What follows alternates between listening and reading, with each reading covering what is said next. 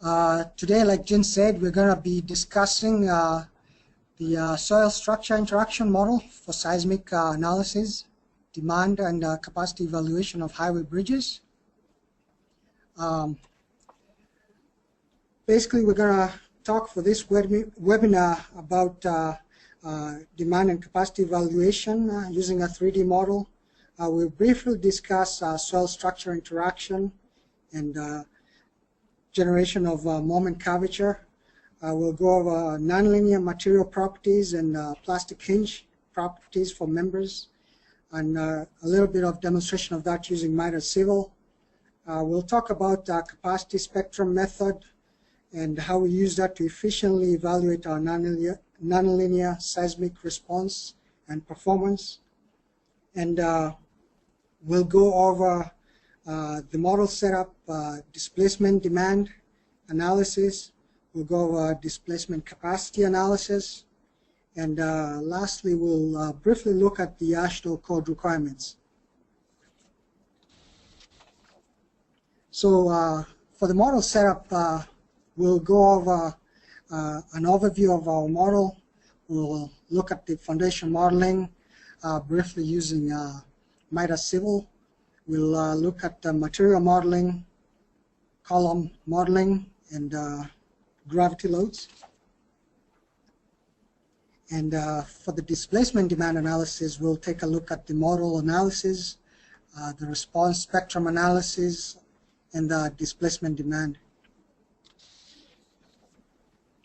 For the capacity side, we'll look at the displacement capacity analysis for the hinge definitions, the assignment of the pushover model and analysis. And then, like I said, we'll briefly take a look at the AASHTO code requirements.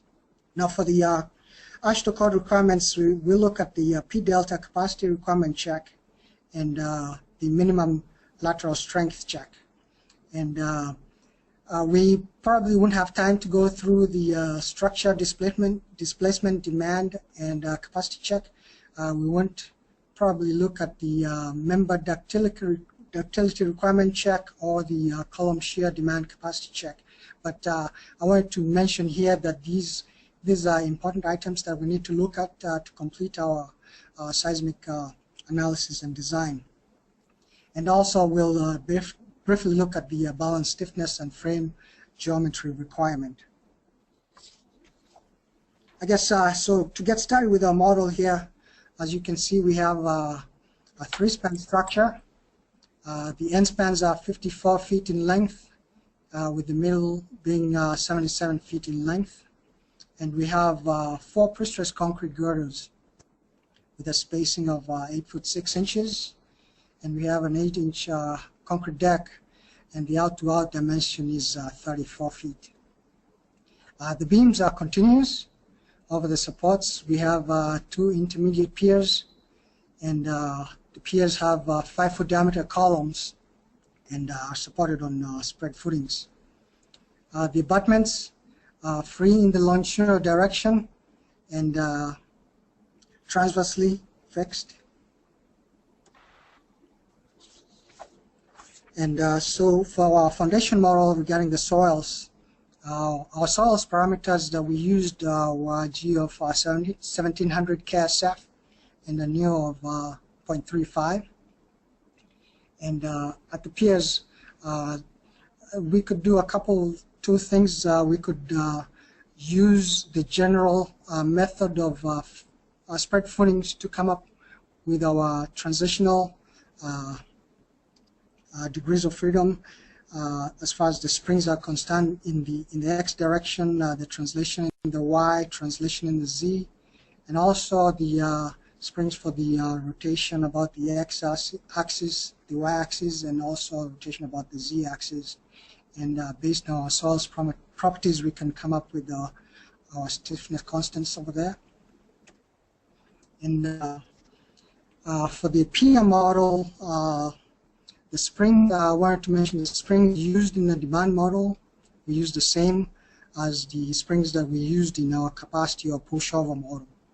And also wanted to note here that it is conservative to use a fixed base column to do the capacity model, which is what we did for our bridge here.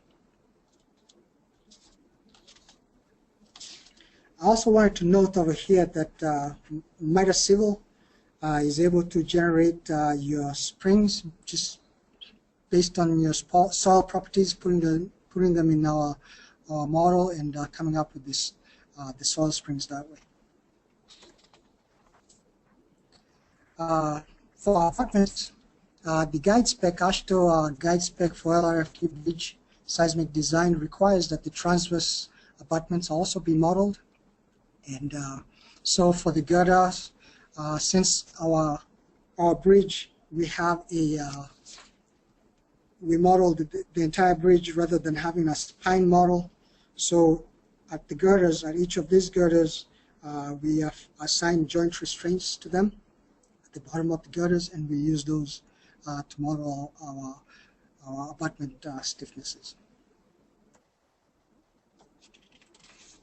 Regarding the material for our structure, we have a deck that's 4,000 psi concrete, and also for the cross beams and the diaphragms, we have 4,000 psi concrete. For the columns, we had 5,000 psi concrete, and our pre-stressed concrete girders were 7,000 psi. Also, for the rebar in the columns, we modeled those as well in order to capture the nonlinear behavior of the concrete as well as the reinforcing steel. And then for other than the columns, we used A709 steel. Our columns, we have 2 columns at each bend, and we used 24 number 10 bars for the longitudinal steel, which amounted to about 1% steel. And in the hinge zones, the columns had confining steel, number 6 spiral bars with a 3.5-inch pitch. The column elements were rigid, so the end offsets were assigned to them at the top of the column and also at the base of the columns, at the footings. And also wanted to note here that the guide spec section 5.4.3 required that we have a minimum of 3 elements defining our columns. In this case, we used 10 frame elements. Right now, I just would like to go over to our model and just briefly take a look at it. And going over to our structure over here.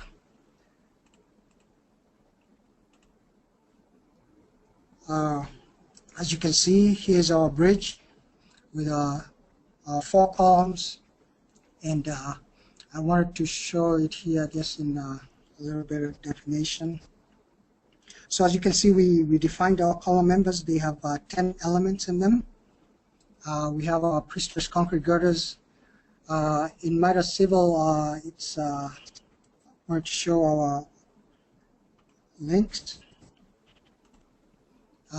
So we have our rigid links at the abutments and at the piers as well, and also connecting the top of the cap beams to our girders.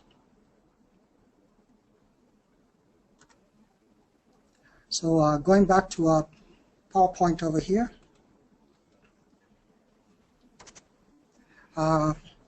we modeled the columns using Section Designer, MIDAS Civil Section Designer, in order to capture the nonlinear behavior of the concrete as well as the steel. And we used for the concrete material, for example, here that we're modeling with 5,000 psi concrete, we clicked on the nonlinear tab in order to define the nonlinear behavior of the concrete columns.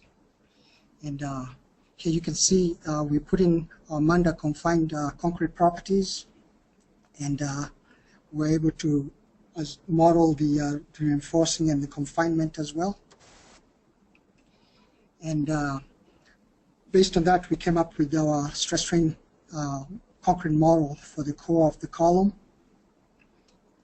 And just going back to our MIDAS Civil model over here, and going to the main menu bar under Tools, the General Section Designer is located right over here. And the tool was kind of useful here in that we were able to go back and forth between MIDAS Civil and the Section Designer to put in our column loads and getting our nonlinear properties back and forth from there. So over here you can see our column. You can see the 24 number 10 bars, and by running our section, just takes a couple seconds to run, we would come up with our moment curvature curve over here. And at the top of the column we had a 1200 kip load, and from that we were able to come up with curvature, reverse strain, and moments. 1 second here, okay. For the cap beam, the pier cap elements were also modeled as frame elements. So we had frame elements for the columns and for the pier cap as well. And we used, for the girders and the deck elements, we used rigid links to connect the girders to the deck as well as the girders to the cap beam below. Also, to connect the girders to the cap beam, we modeled a fixed connection for these elements, as you can see over here. And moving on to the gravity load patterns. For this bridge, we had basically 3 load patterns in the model. The DC of the structure, the DC of the barriers, and the DW for the wearing surface. So in this case, the DC of the structure included the self-weight of the components. The DC of the barriers included just the barriers, and that was applied as a line load to the outermost deck elements. And then we had our overlay, which we applied to the deck elements as well. And so basically here our static loads for a model, we had the self-weight, the wet concrete, the ring course, wearing surface, and the barriers. So moving on to the displacement demand analysis. Here I wanted to basically talk about 2 items. That is the mass source. And so all of the dead loads were considered as contributing mass to our model. And then the other item is the cracking of the columns, like we mentioned.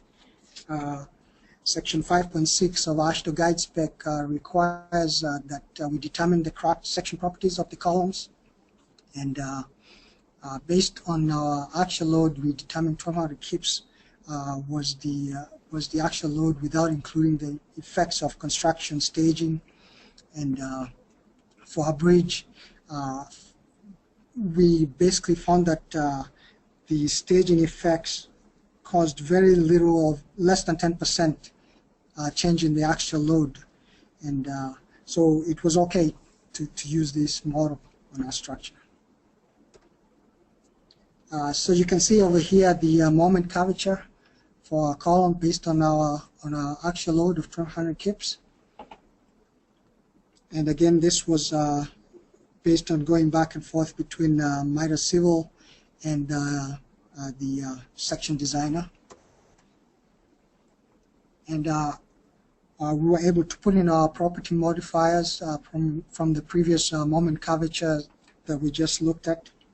And also I wanted to note here that the torsional constant modifier set by AASHTO guide spec is 1.2 for the columns. So that's what we used on our model.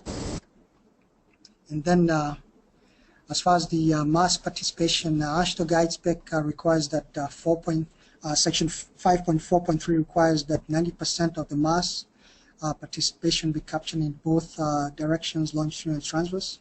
And we were able to obtain that for our bridge. And also for our bridge, the mass was considered to be the same in both directions, even though the end diaphragms were modeled as free in the longitudinal direction, and we restrained them transversely. And then moving on to our seismic response spectrum now, we were ready to to get our spectrum acceleration. To do that, we used MIDAS civil. This can also be done based on the mapped coefficients that you get from the location. Our bridge was located in Ridgefield, Washington, and the PGA there was 0.256 G. S of S was 0.605. S1 was 0.217 G. And the site class there was site class E. And so our FPGA came out to be 1.422, FA 1.489, FV 3.129. And from these values, we were able to get our response spectrum using the A's of S of 0.364, SDS of 0.901, and SD1 of 0.679 G. And since our S of D here was greater than 0.5 by the guide spec table 3.5-1, our category came out to be D. And just wanted to get back onto the onto the MIDAS civil to show how we came up with the spectrum.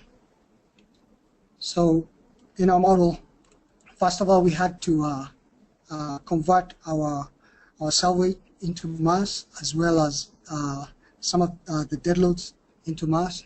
So to do that, for the self weight under structure, we went to structure type, and very easily here we converted the cell weight into the mass. Similarly, for the dead loads, we went over here and in the MIDAS main menu to load and load to masses. And we had the barrier, and we also had the wearing surface that we wanted to convert to mass. And simply by converting those loads into mass, we were able to get our modal masses. And you can see here that all those had been converted into mass.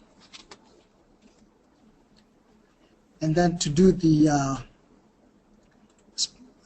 analysis, we went over here to load seismic, and we first had to define our response spectrum file, and we used the AASHTO LRFD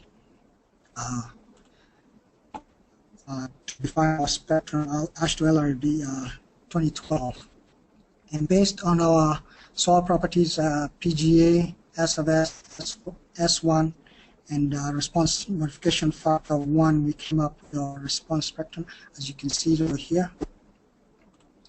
And after that, once we had our response spectrum, we moved on to the define the load cases. And for model, we defined 2 load cases.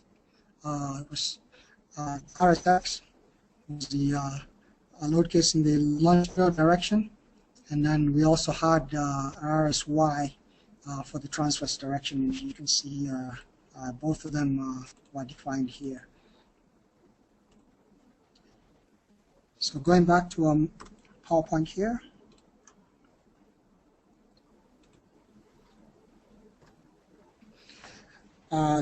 There's our response spectrum, just like I showed how we came up with that. And how we set up our load cases, the 2 response spectrum load cases, one in the longitudinal and the other in the transverse direction.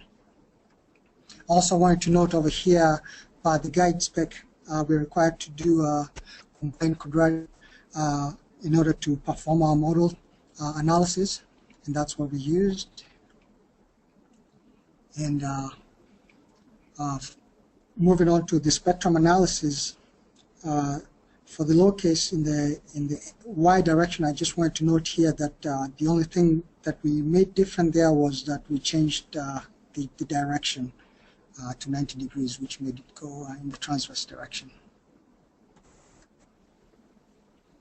So now for the displacements, we ended up tracking the displacements at the top of the column, as you can see over here. and that was joint number 229. And for the longitudinal direction, based on RSX analysis, the displacement in the x direction ended up being about 7.5 inches, and in the transverse direction, UI was 0, based on RSX.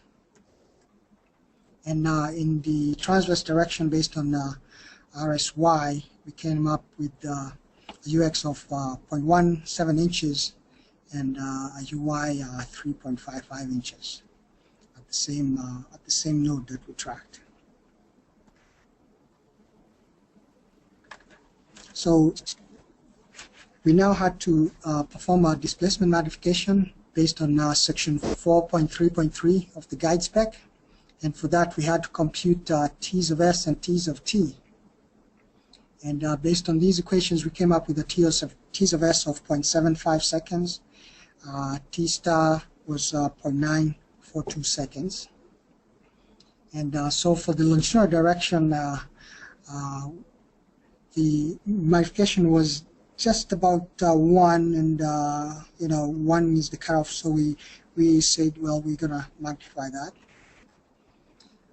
And then in the transverse direction, our magnification came out to 1.45.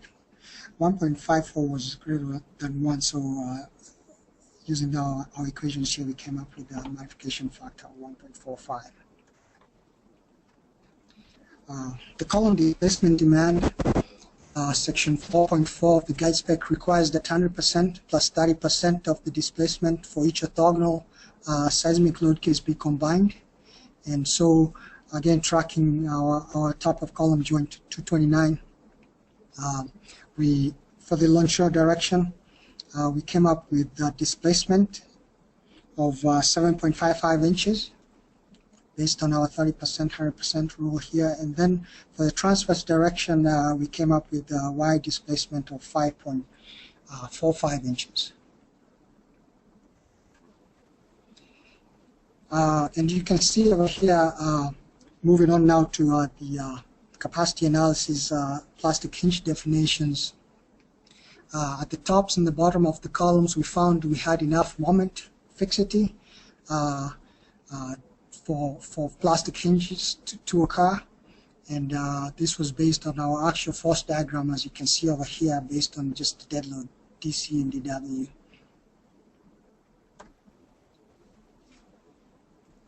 And at this point, we had to define our and assign our plastic hinges. And to do that, we used the MIDAS Civil section designer, and from our moment curvature, based on 1200 kips, like I had mentioned before, we came up with our moment curvature relationship over here. And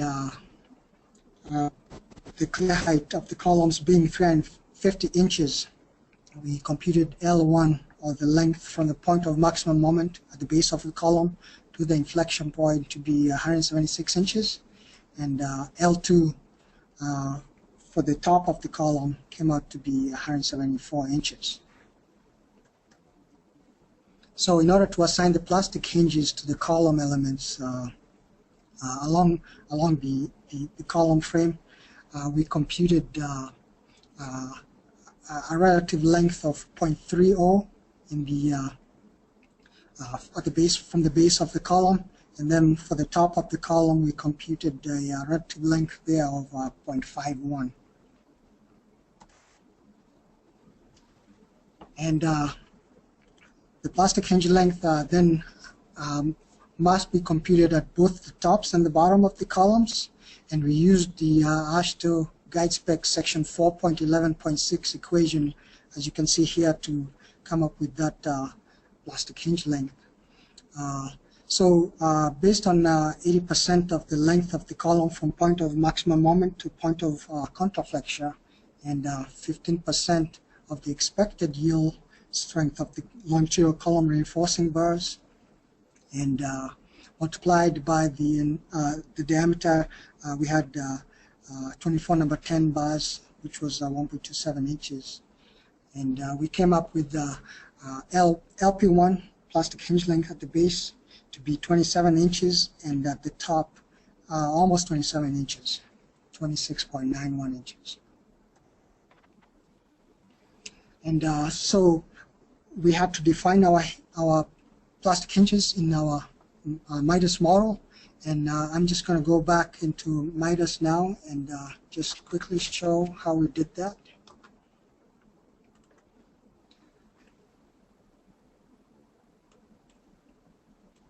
And to do that, basically we selected our columns over here, which was pretty simple in MIDAS, and that was by going to our section. And that was the pier. And then basically all we did was come over here and assign our by dragging and dropping, we're able to assign the plastic hinges to our columns. So going back to our presentation over here. One second, there we go. Okay, so the longitudinal direction, the lateral load distribution used for the pushover analysis in the longitudinal direction is a direct horizontal acceleration, and that's how we defined it in MIDAS Civil. So we assigned a uniform acceleration of in dx direction, and I will go back here in just a little bit to show how we did that in MIDAS Civil. And similarly, we did the same thing in the transverse direction.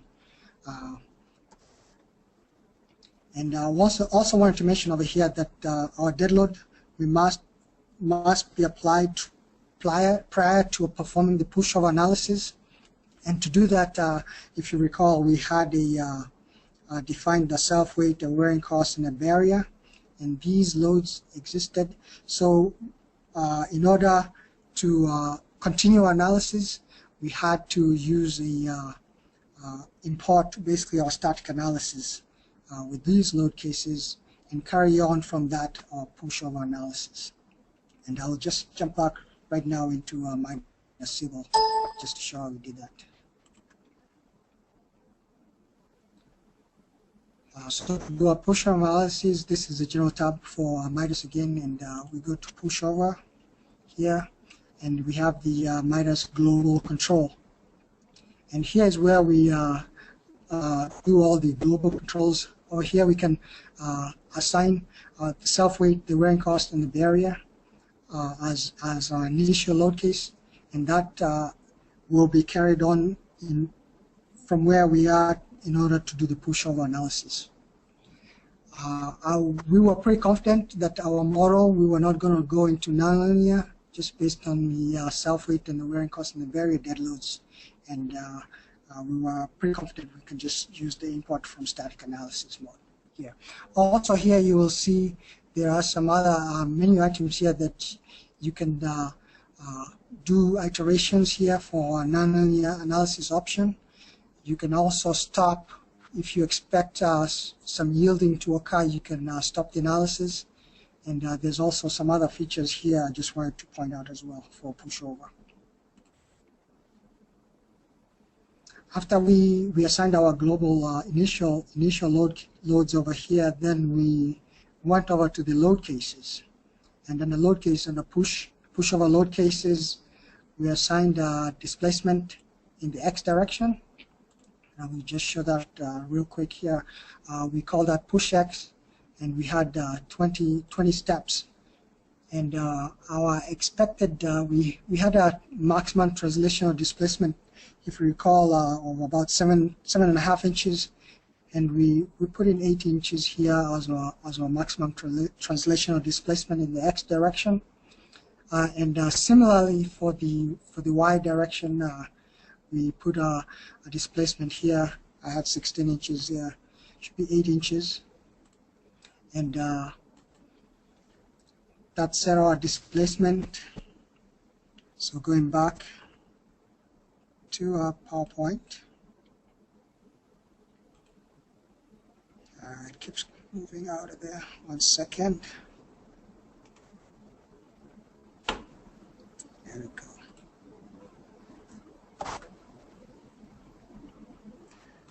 Bear with me for a second here while I get this one. There we go. Okay. So after we had our load cases set up here for pushover analysis, as I mentioned, we run our analysis, and in the longitudinal direction, we came up with the pushover curve. So our pushover curve, as you can see here, looks like so. And our capacity basically was right over here where the curve changes. Similarly, we did the same thing for the y direction. And I will just show over here, after we run our analysis, what our model produced as far as the plastic hinges. So I will go back into our MIDAS model over here, and I will open this model is not run. I will open one that has already been run in order to show that. It takes about 30 seconds to run the model. I didn't want to go through that, so I'm just going to open one that has already been run over here. And so you can see our structure. See if I can move this out of the way.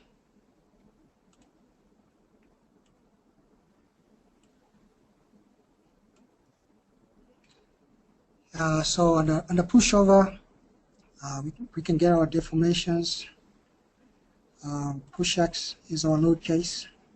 We want the displacement in the longitudinal direction, and I'm going to show the legend here, and I hit apply. So right now you can see the blue means the plastic hinges have not formed at this point. This is step one, and as we continue to increase our steps here, our push loads, you can see now the step 5, the plastic hinge has started to form here at the bottoms of the columns. And we can continue, if we just continue that, you will see additional plastic hinges forming at the top of the columns as well over here. So going back to our presentation over here.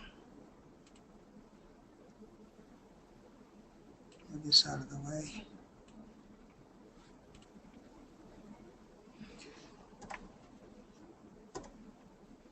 So again, in the transverse direction, we did a similar analysis, and that was for push Y, and we looked at the displacements in the Y direction, and the location again was right at the bottom of the columns is where we started forming plastic hinges.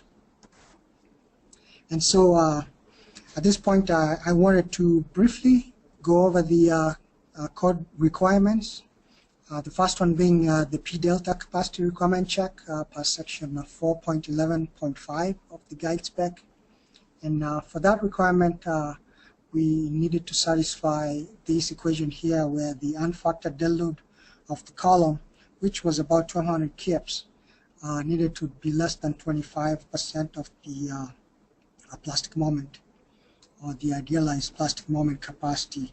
And that, based on our column material properties that we computed with the section designer, was about 78,560 kip inches. And so in the longitudinal direction, we computed 25% of our plastic moment, came up to be about 20,000 kip inches. And we computed the PDLR of 56 kip inches. That came up to be less than 19,640, and we were okay there. Again, now in the transverse direction, similarly, we computed a moment of 3648 kip inches, again less than 19,640 kip inches. Again, we were okay. The other code requirement check that we made was for the based on section 8.7.1.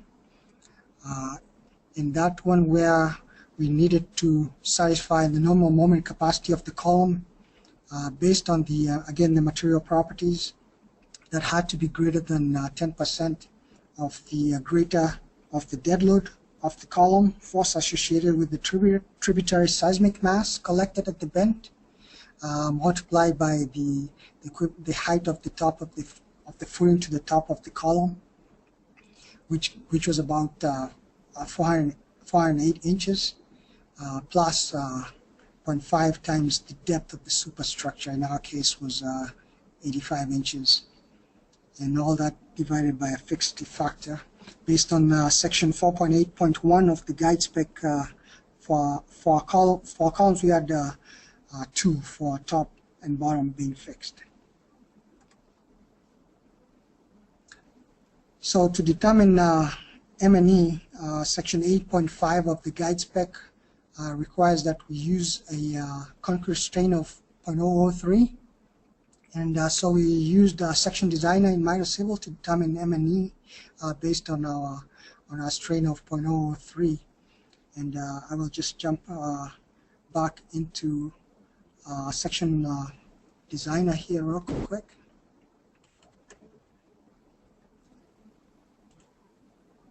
Here we go, section designer, and our column. Just run that real quick.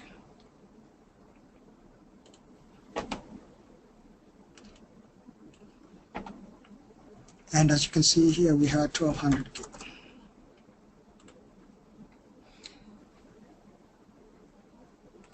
And let me just go back over here and edit this real quick. Stress strain curve. So basically, let me close this. Basically, I wanted to demonstrate where we come up with our moments. Let's go to the moment curvature again. So we looked at our strain of 0.03 over here, and that's where we came up with our moment. And going back into PowerPoint, our M&E moment here was 73,482 kip inches.